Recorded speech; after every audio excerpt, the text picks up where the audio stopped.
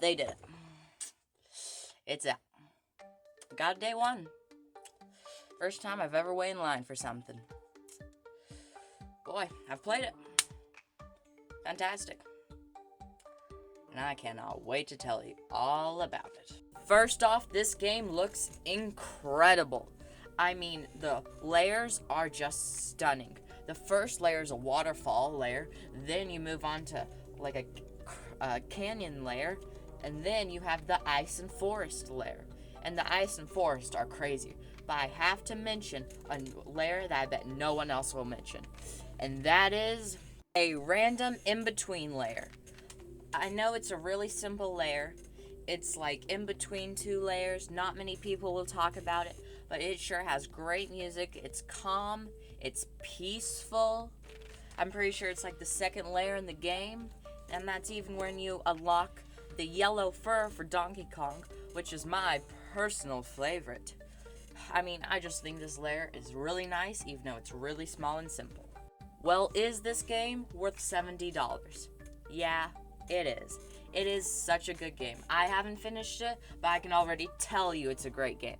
And I'm just so glad they did not make it 80. If they did a Mario Kart World situation, oh no. Like, 80 would have been way too much for this game. And thankfully, they did not do that.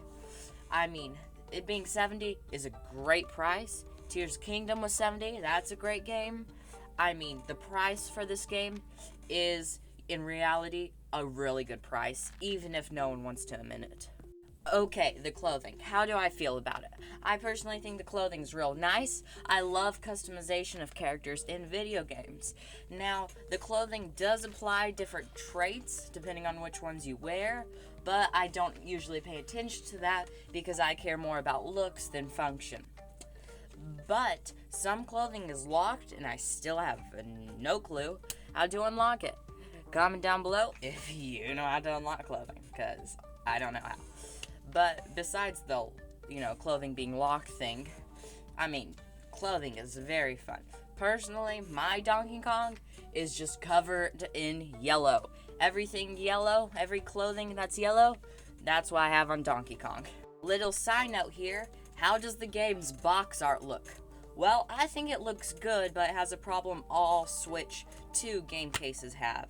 And that is that the top of the front of the box has the big red Switch 2 on it, which is so dumb. Just, they should have done what they did with Switch 1.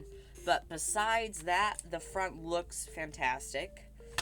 And the inside looks good, but since they made the case all red, you can barely see it. But I am glad that they put an inside in here, even though they made the case all red. Okay, so one of the layers is a split layer, where you can choose which, direction you would like to go.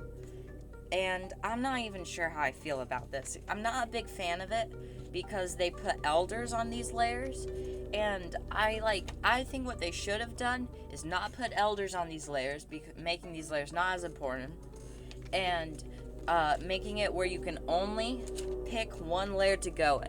Because you can just go back and look at the other one whenever you want and go get the elder there. But also, what if you didn't realize that you could go back and go into that one? Then you would miss the elder in that layer, which is really bad because getting the elder, getting the Bananza ability is one of the biggest parts of the game. So I am not a big fan of the split layer thing. I thought it was cool at first, but since you can just go back and there's elders on both layers, I'm not a big fan of it. Okay, I know a lot of people are going to be comparing this game to Super Mario Odyssey, and I can see why. This game has a lot of similarities to Super Mario Odyssey. I'm not going to get too much into it because I plan to make a whole video on that, but it is pretty similar to Super Mario Odyssey in a lot of ways, but different enough where if you have one, you should still get the other. But I feel like this game should also be compared to Kirby and the Forgotten Lands, because Kirby's big 3D game is that game. Mario's big 3D game is Odyssey. Donkey Kong's is this game, right? So if you compare all these franchises, you need to add Kirby's. So how does this game match up with the other big two? Oh, and let's not forget Tears of the Kingdom. And honestly, it's pretty good, but I don't know how to, like, compare it to the other ones. It's so different, but so similar at the same time. So I feel like if you ever hear someone comparing it to the other big games, just keep a grain of salt in mind. Like, it is very similar, but at the same time, so different. Okay, the banana forms are awesome, and I'm so glad they recharge fast. I was worried I'd play this game and only use the Bananza forms when I really needed the Bananza forms. But I don't. I just use them whenever I want because they recharge so fast. Because you need gold to recharge them, and gold's everywhere. You'll be fine. They recharge so fast, and that is great. And I'm aware some people are going to dislike that because the Bananza forms make you so strong, they think it's making this game easy. No, I think it is making it so much more fun because you can just play around as some, like, big, giant beast and, like, be strong. Okay, I know a lot of people don't like games that are too easy, but sometimes it can be fun to just be overpowered. So personally, I love the Bananza forms in this game. Okay, the story. Honestly, it's not bad, but it's a little underwhelming. I mean, I was expecting some big crazy story because of the trailers we've seen before the game came out. It made all these characters look so detailed and deep and have so much personality. But now that I've played these games, I mean, the boss battles versus the main baddies are just like, first off, they're actually a little too easy. Like, pretty easy. Second off, I mean, like, it's just like story-wise, it is like lame. I mean, it's insane. And also, something I hate is when you defeat the, like, bosses that, like, the main characters use, they, like, just sit there. They sit there next to you in the boss arena, just like, you defeated me. Which I'm thinking, like, why? You hate me. Come, if I'm right here, come charge at me. Or why aren't we arresting you? I wish they left and went like, oh no, you're too strong, I should leave. But no, they don't. And that really ticks me off. I feel like they should leave, okay? Just leave after you defeat the boss battle. But anyway, honestly, at least so far, the story's pretty underwhelming, but the rest of the game is so fun, I can't complain that much. Okay, I need to at least mention Pauline because I need to know, why is she here? Why was she a rock? Why was she involved with the Void Company? I don't know. And the game is so acting like it's gonna not tell me. It's act like we're gonna just leave that so open-ended. You're gonna get to the planet core, wish comes true, then the game's over. I don't like that. I mean, we're gonna need reason. She's here.